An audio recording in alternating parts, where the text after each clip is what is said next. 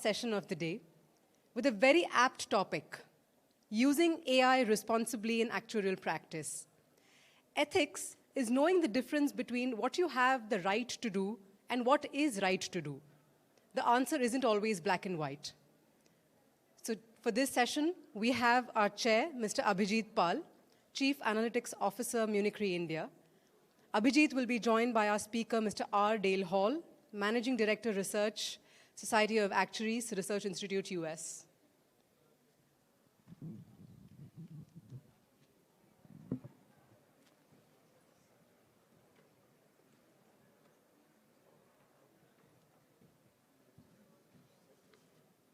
Good evening, everybody, and welcome to the session. We've been talking artificial intelligence all afternoon, so I think I don't have to give a context of what artificial intelligence can do. But what is very important to now realize is it has immense potential. Also, the exponential rise of artificial intelligence has posed a lot of serious challenges in its applicability, and we spoke about deepfakes and a lot of it. Even the governments are catching up. So what it means is that till the time governments come up with regulation to what to regulate, how to regulate, it would largely be a self-regulation that can actually drive AI. Now, being actuaries, we would like to be at the forefront of it. And I think that where Dale's session would be very important to understand how we can use it responsibly, how we can make sure that the application of AI is relevant and it makes sense for the people for which we are building this. So, Dale, over to you. Sounds good. Good to see everyone. Thanks again for the invitation to come present on behalf of our Society of Actuaries Research Institute. Huge thanks goes out to the Institute of Actuaries in India for hosting and the IAA for being a sponsor of an association with this meeting. Definitely want to focus a little bit here on the macro view of this growing tool, powerful tool called artificial intelligence, and then the actual profession's kind of responsible use of it. So we'll look at it at a macro driver framework as well, and then get into some of our professional standards and get a little bit of thinking going in the room about how that makes sense to use it responsibly. So, just a little bit of level set on terms here to start.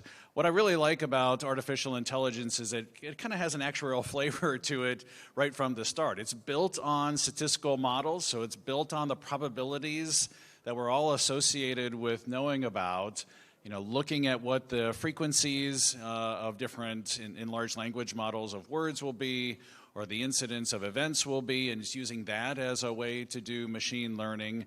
It then can turn it into actual artificial intelligence by going through this feedback loop. Artificial intelligence is saying, all right, here, we're going to do something, there's going to be an outcome, let's put that back into the feedback loop, and let's use that to kind of constructively go forward and make additional decisions through that machine learning process. And obviously this has come into scope really quickly in the last 16 months or so. In November of 2022, we had some big events where OpenAI and others were releasing new products into market that were really making what was happening in the back room of artificial intelligence come full mainstream, where all of us could use some different tools to look at it along the way. So large language models being this very, very useful, forward-thinking type of artificial intelligence where you're training on text data, and we'll see that, that has a lot of impact not only in writing things, but in coding. The syntax of a coding language is also another way that this gets used. And clearly that brought about this GPT environment, and not just ChatGPT.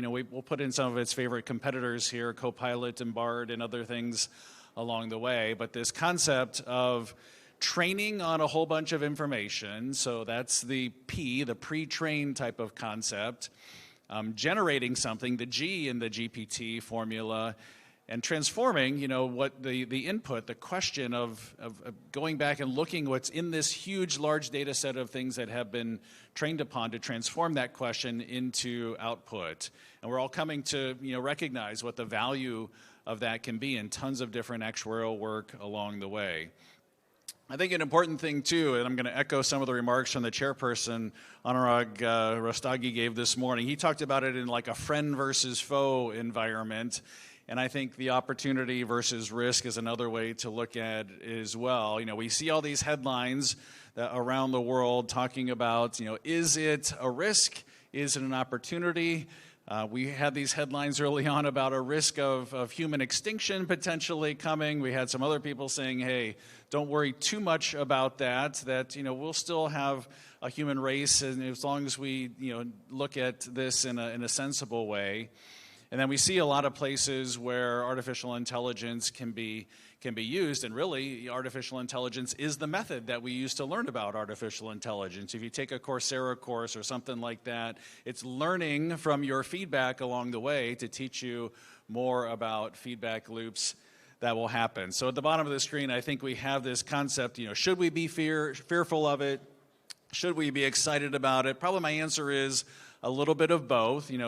Do we want to do something good? Do we want to do something bad? Maybe a little bit of both. There's a Guardians of the Galaxy reference in there somewhere to say, that this is both good and evil, and something that we just need to be aware of and use in a constructive fashion along the way. So where's the excitement come from? Well, a really good report that came out here in the last month or so from the International Monetary Fund, looking at what does this mean about how we as any profession, and what is our future of work, and where is it going to have the most amount of influence. And there's a couple quotes that I thought were very, very important to pull out of that. They talked about this is going to be a profound change to our global economy. This is really something more than just a small invention, that this is a reinvention or a revelation in that sense of things that are going to happen in the future, akin to a new industrial revolution.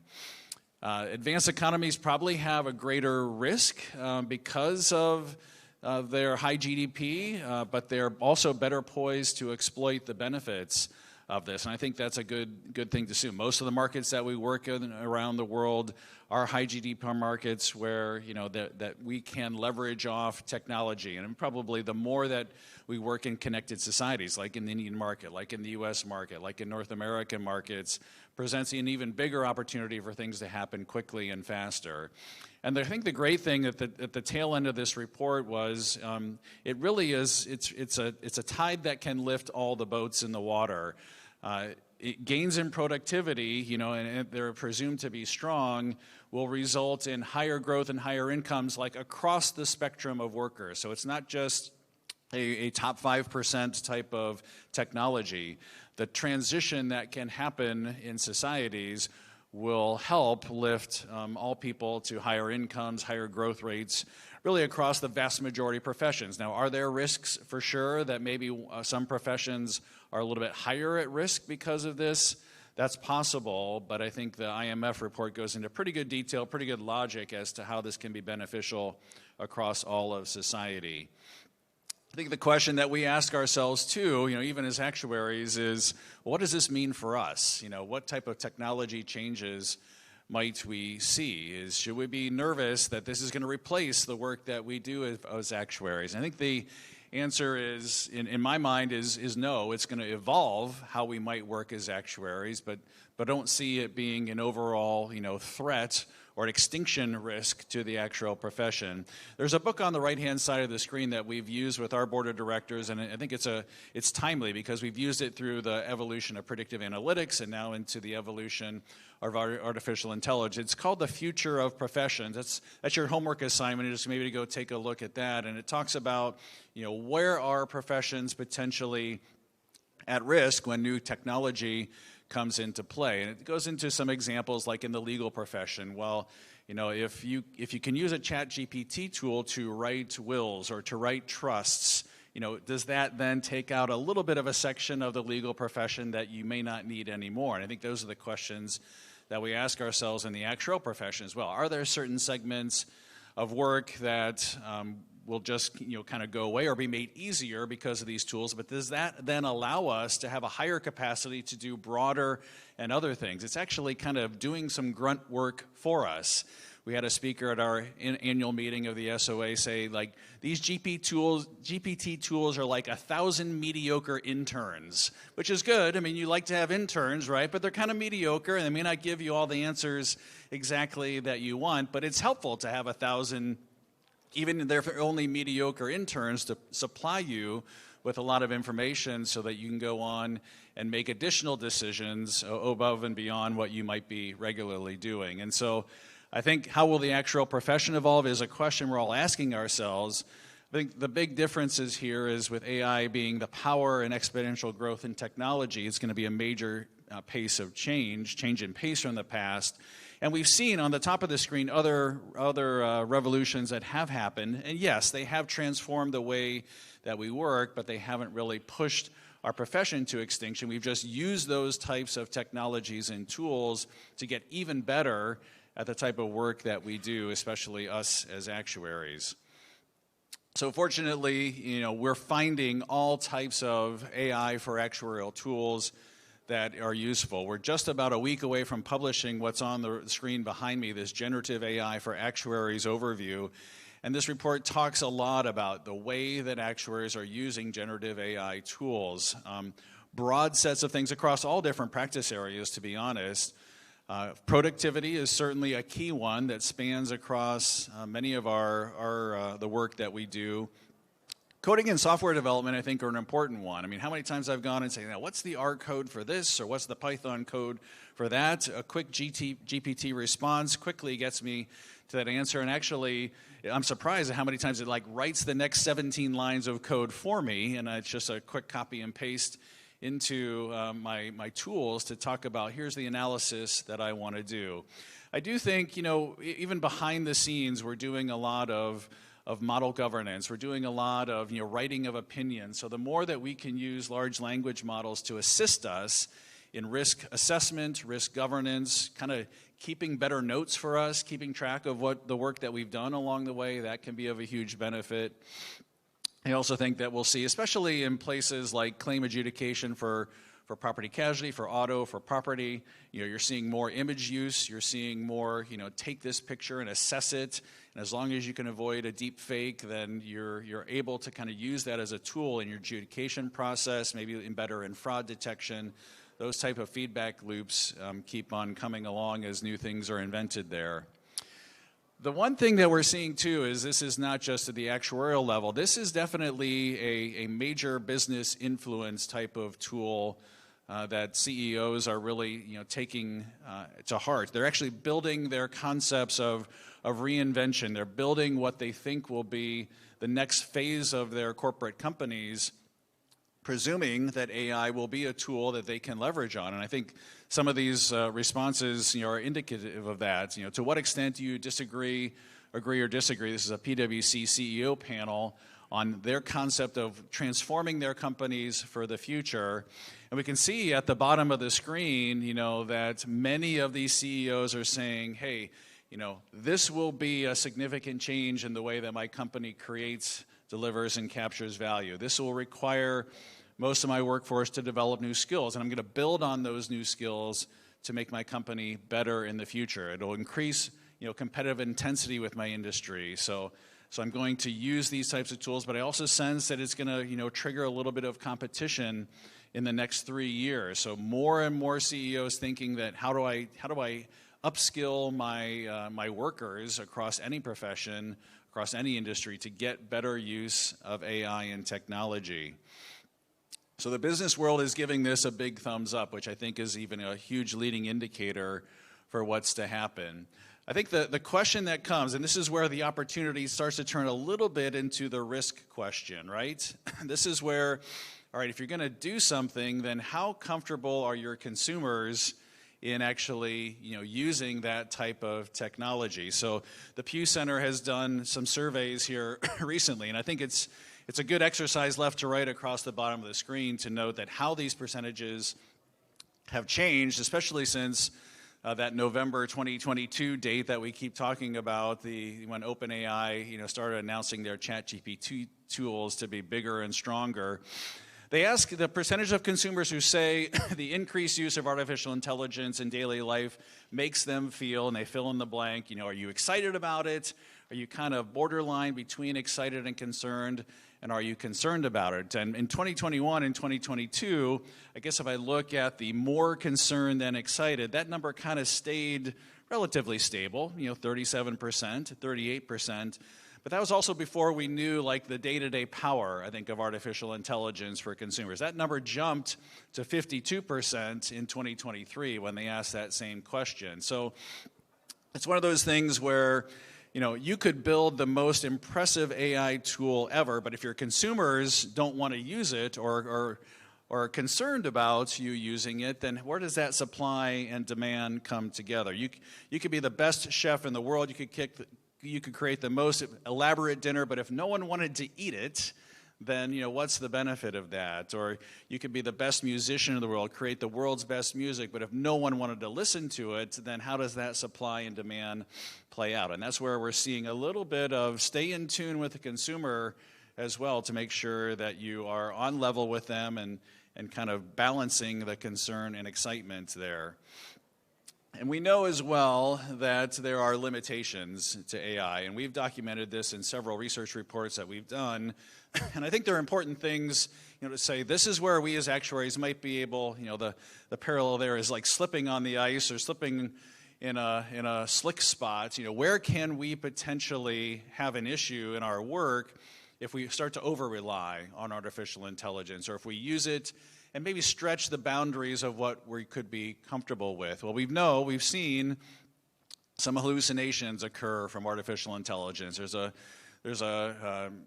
historic New York Times type of article where AI goes rogue and starts to take on a new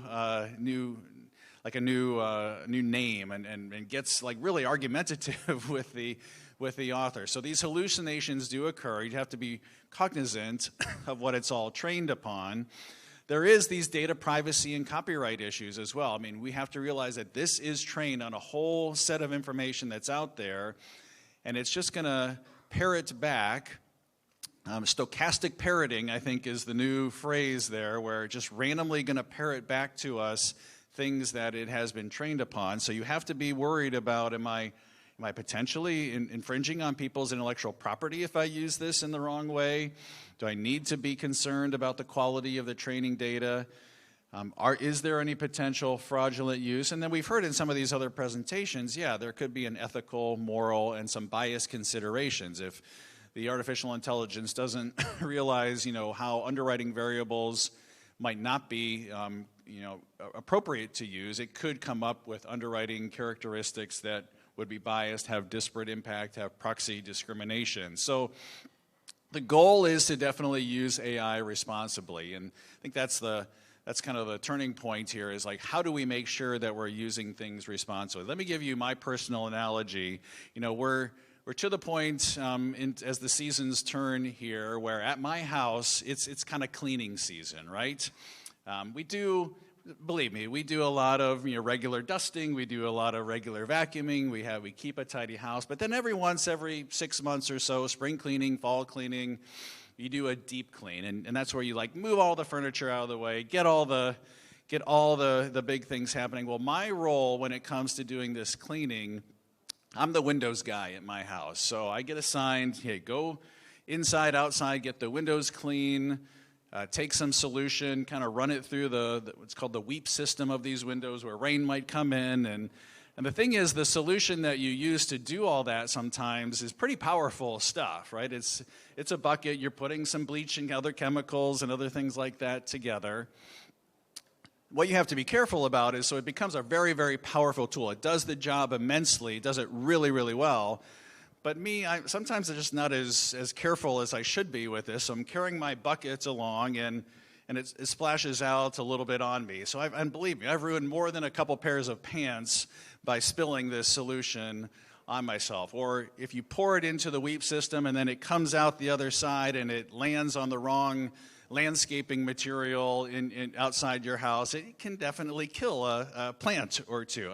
My wife will tell me I'm guilty of doing that several times. So it's a powerful solution. It's the right solution to use, but you have to be careful how you handle it. You have to be careful of what the end result might be.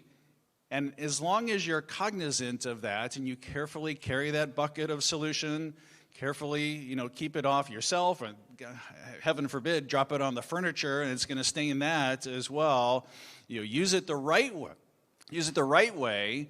and it's the right tool to use. Use it the wrong way, and it can cause a heck of a lot of unintended damage. So that's the mentality I think that we enter into using these types of tools, is the power of them, but use them in a reasonable way so you get the results that you're wanting. And where have we seen some of that safety come into play? Well, a lot of it has been in recent times through regulation.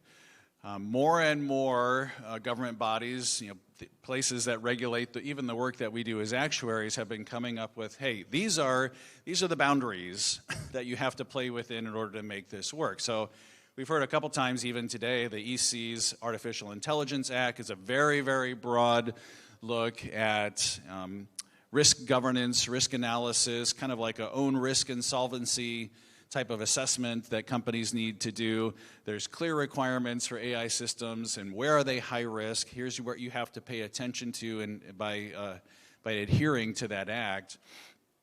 In the U.S. as well, President Biden gave an executive order in October on this is how it's going to play out in the U.S. market. New standards for AI safety, making sure that we're promoting innovation and competition, but at the same time using it in a responsible way. And maybe even just one final example, if you follow the U.S. insurance law, the New York Department of Financial Services is a pretty powerful state in the U.S., and they have a lot of extraterritorial rules that come into play. So whatever happens in New York tends to be what a lot of people will pay attention to. That department also regulates a lot what goes on in the banking world in that state, what goes on in the financial services world, as well as insurance. And they're now have a circular letter out that says this is how you use artificial intelligence systems, external data, consumer data for insurance underwriting and pricing, and the set of guidelines as to what companies will need to be aware of as they implement that. It may not only be just underwriting and pricing, but how do I use it in claim adjudication and fraud detection? How do I ensure there's not disparate impact coming out of it? So all the more to pay attention to there. The great thing is that our actuarial profession has already become a very active leader in looking at the responsible use of artificial intelligence. We start with the IAA's activities on artificial intelligence, a really cool program that they're developing to get a set of individuals from all around the world to think about for the actuarial profession. Let's establish and promote responsible use of AI within the profession. Let's show that the actuarial response to these challenges, can be not only used by our profession, but might be a model for what happens in other financial services professions as well. At the SOA Research Institute, we recently were named last week to be a founding member of the Artificial Intelligence Safety Institute Consortium that's in the United States.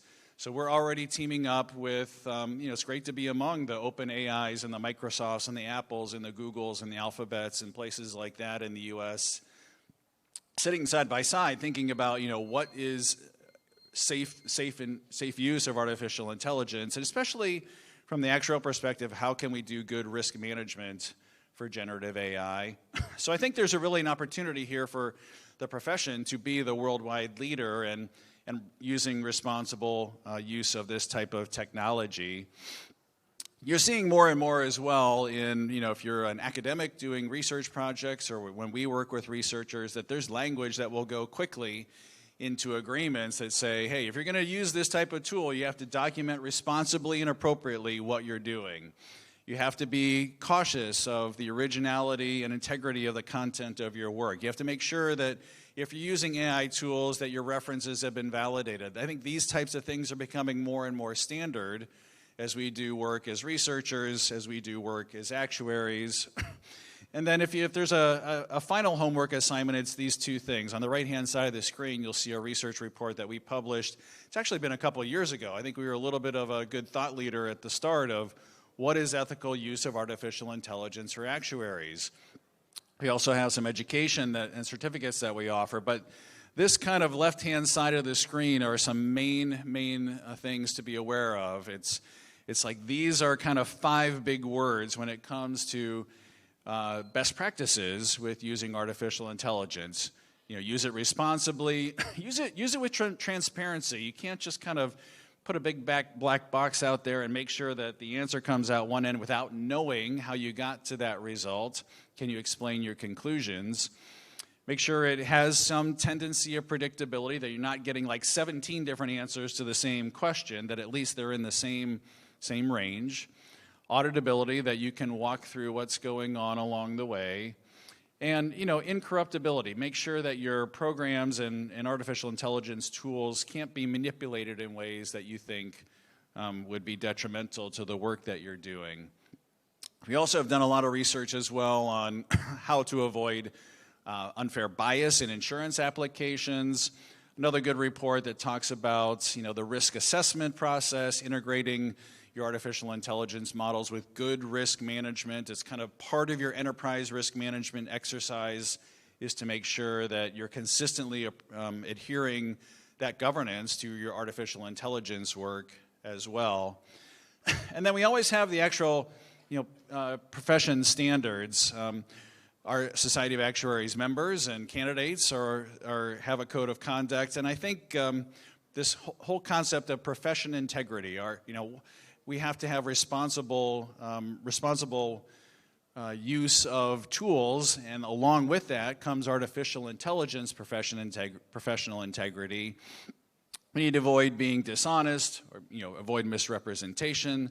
Those things are universal and apply to any type of powerful tool, but more importantly, in the current environment, to artificial intelligence. And then in your local markets as well, there are local standards of practice. There's standards of practice in the UK market, in the India market, in the US. And a part of our US standards of practice, as just one example of a worldwide market, is just to make sure that you're disclosing limitations of the artificial intelligence output. If it's, what's the background that you trained that model on?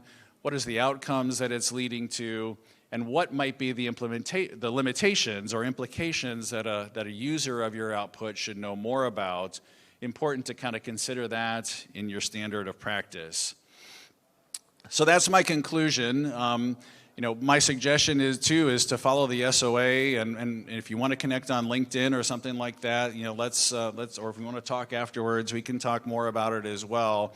I just really think that this is a unique and I think an inflection point in the actuarial profession history over the last 18 months, where we're seeing more and more opportunity come to light where these tools can be powerful. But again, remember the analogy of the bucket of solution. Carry it carefully.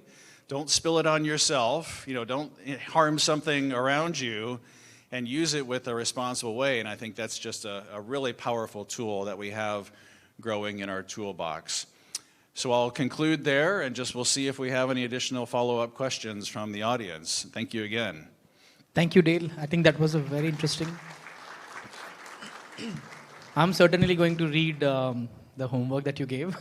I think those papers would be very, very useful for companies or individuals who are, starting to think about how they can use artificial intelligence in their day-to-day work.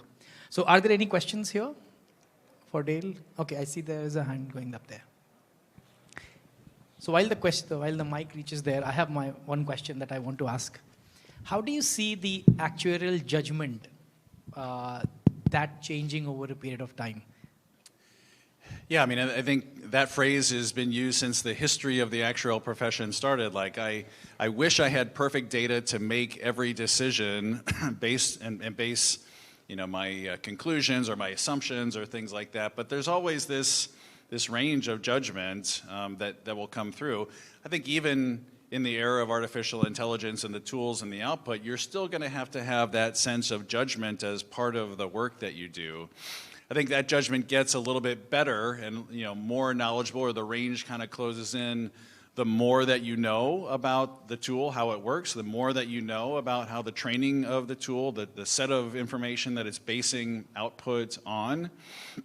So I guess in any type of actuarial judgment exercise, it's the more that you know about the situation, the more that you dive into that and know all the background and the feedback loops that are built in, that helps with your actuarial judgment to determine if the output and then using that forward as an assumption makes sense.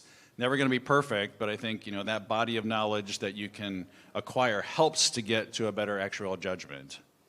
Right, because I keep thinking about it. So if you think of it, in the past, common sense was being used when you're not very sure, or when you're entering into a new or unknown territory, and then you use your past and you sort of use your common sense, right?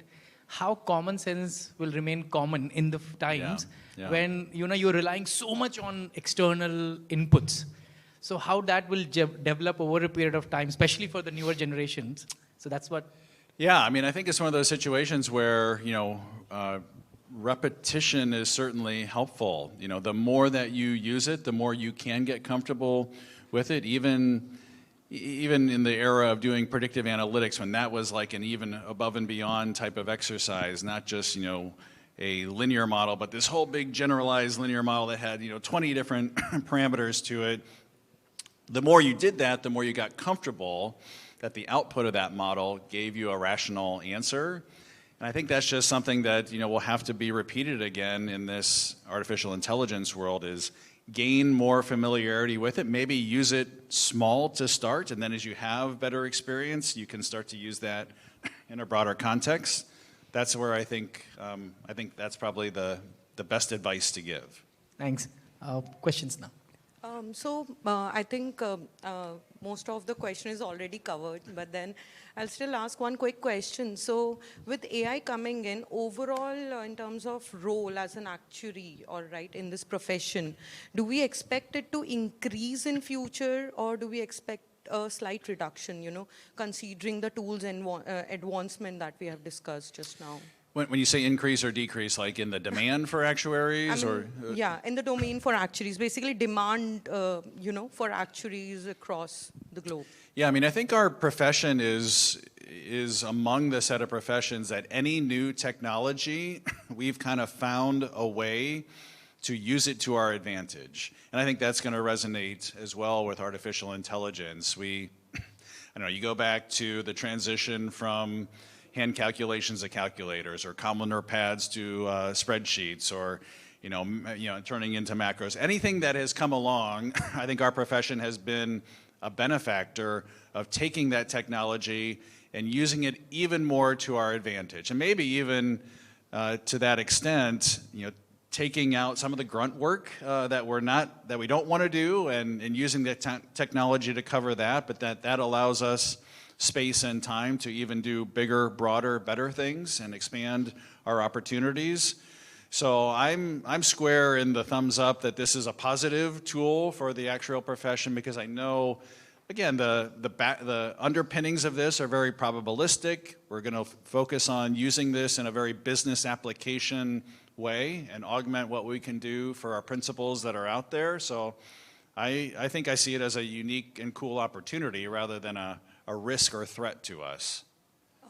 Okay, with that, I have just one more question. So, does SOA have any plans of including, something related to AI in their course, in long term?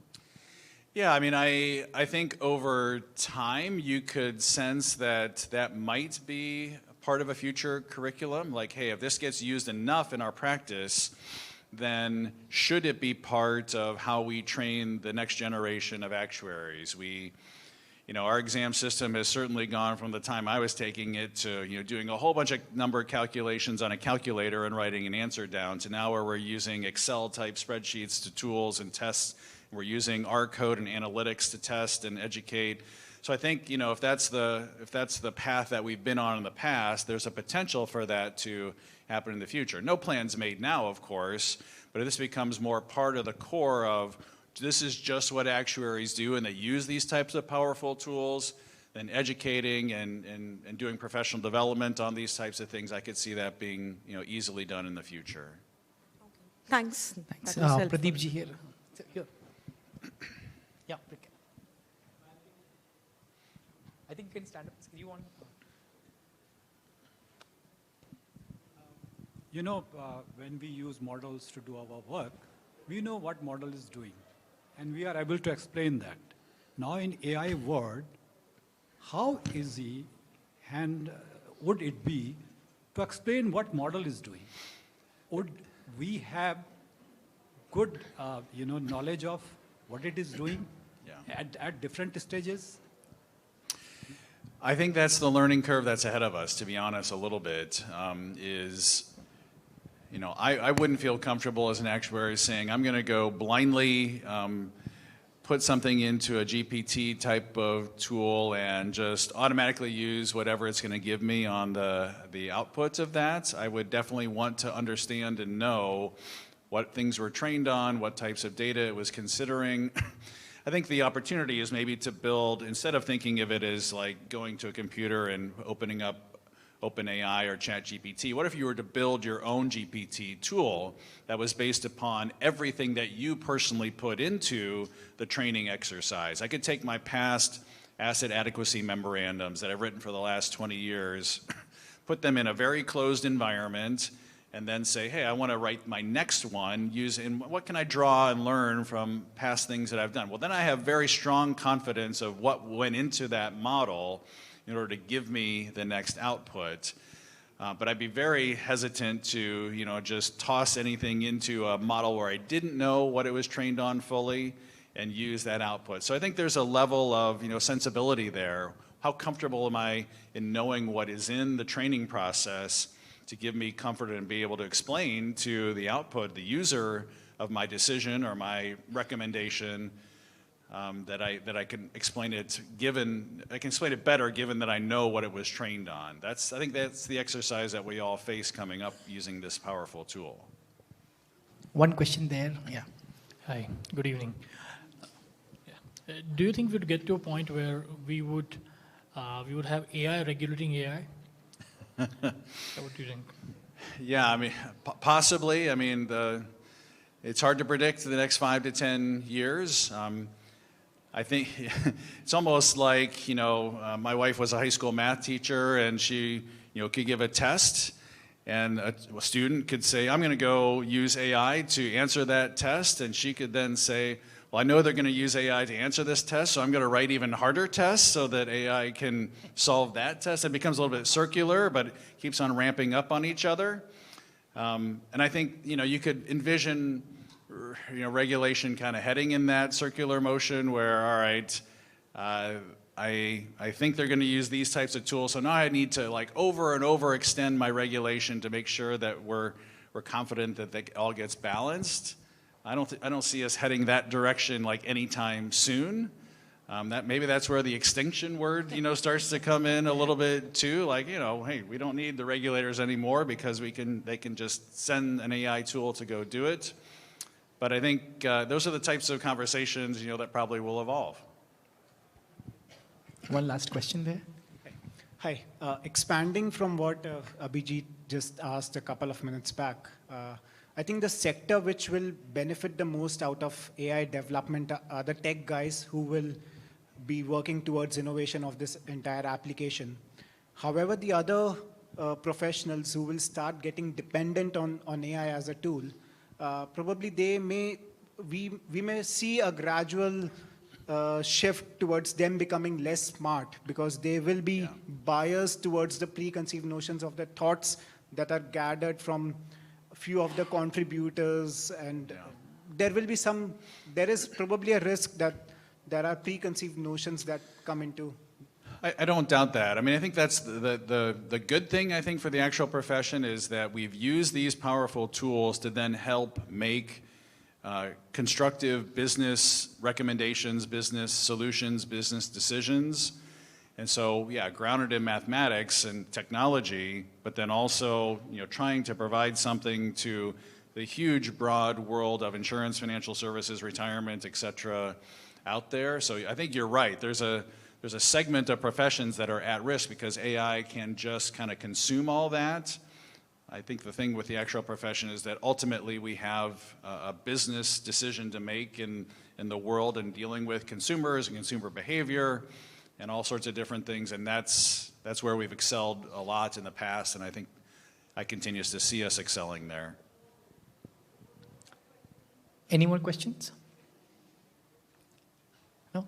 Okay, so I'll close the session. I just want to thank Dale, and I think we again repeat that the more self-regulation that we do as an actuary, obviously government will build regulation which will be overarching, but what is important as we as an actuaries think through what we are doing, and I think some of the pointers that you mentioned in the presentation would be very helpful guiding factors. So thank you so much, Dale, for your time, and thank you.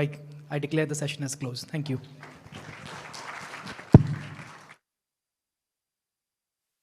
Gav to please come and thank Dale and Abhijit.